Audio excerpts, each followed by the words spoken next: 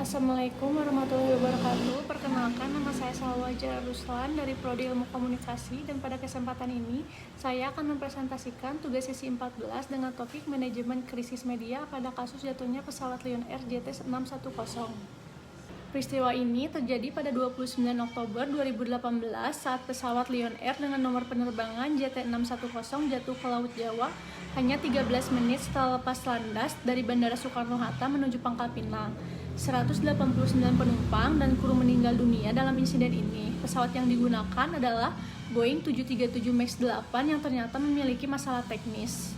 Krisis ini tidak hanya menjadi tragedi nasional, tapi juga menciptakan krisis media besar bagi Lion Air. Di antaranya yaitu yang pertama, rasa trauma dan kehilangan mendalam bagi keluarga korban.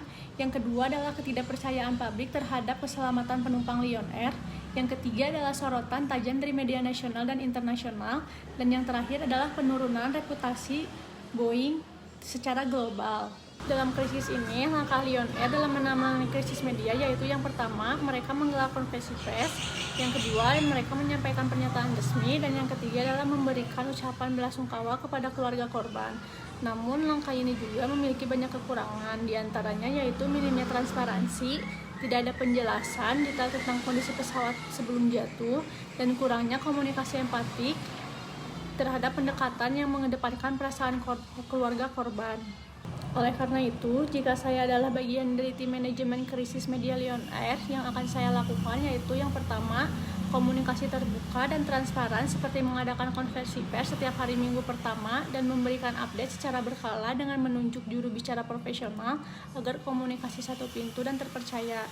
Yang kedua adalah pendekatan empatik dengan mengunjungi keluarga korban secara langsung dan menyediakan layanan psikologis dan dukungan hukum secara gratis. Yang ketiga adalah perbaikan reputasi jangka panjang dengan cara mengumumkan audit internal secara publik dan membuat kampanye keselamatan Anda prioritas kami, serta melatih kembali semua staf tentang standar keselamatan dan komunikasi krisis. Sebagai penutup, komunikasi dalam krisis bukan hanya soal memberikan informasi, tapi juga soal menunjukkan empati, tanggung jawab, dan keterbukaan. Lion Air kehilangan kesempatan untuk membangun kepercayaan di tengah tragedi ini. Jika komunikasi dilakukan dengan baik, publik juga akan lebih menghargai usaha perusahaan dalam situasi paling sulit. Sekian presentasi dari saya. Wassalamualaikum warahmatullahi wabarakatuh.